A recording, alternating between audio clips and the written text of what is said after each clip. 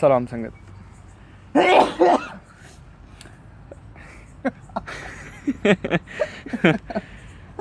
हा, जीअं त अॼुकल्ह इहा ॻाल्हि घणी पई हले त फलाणे माण्हू में वॾो टैलेंट आहे ऐं फलाणे में वरी कुझु ई कोन्हे, कंहिं न कम जो आहे।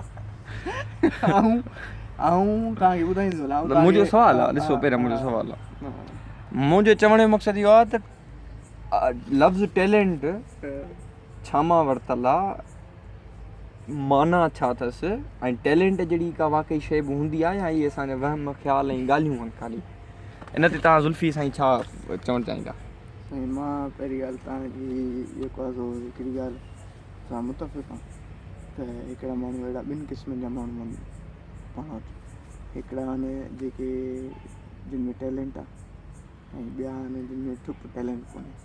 पर आऊं बुनियादी तौर ते उन्हनि पासे या उन्हनि माण्हुनि खे वधीक पसंदि कंदो आहियां जिन में को बि टैलेंट न आहे। ॾिसो त सवाल इहा आहे त तव्हांजी पसंदि नापसंदि ते ॻाल्हि ई न आहे, ॻाल्हि इहा त टैलेंट आहे छा, उहा कहिड़ी शइ आहे जेकी कुझु में आहे कुझु में कान्हे। इन जो जवाबु ॾियो त अॻिते वरी तव्हां खां हलिजे।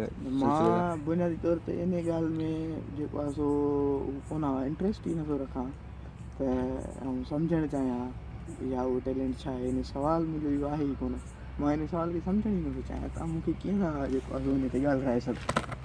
हा, तव्हां चयो छो सम्झां थो टैलेंट मूं वटि आहे ई कोन ऐं मां जिन वटि न आहे त उहे मुंहिंजा दोस्त आहिनि। अच्छा ठीकु आहे हिकिड़ी इन तव्हांजी ॻाल्हि मां तव्हां खां वधीक नथो ॻाल्हायां, तव्हांजी ॻाल्हि कयल मां हिकिड़ो सुवालु थो तव्हांखे कयां त तव्हां चयो तव्हां उन ॻाल्हि ते जेको आहे सो ॻाल्हाइणु नथो चाहियां त टैलेंट माना मूं में न आहे, मुंहिंजे दोस्तनि में बि कोन्हे।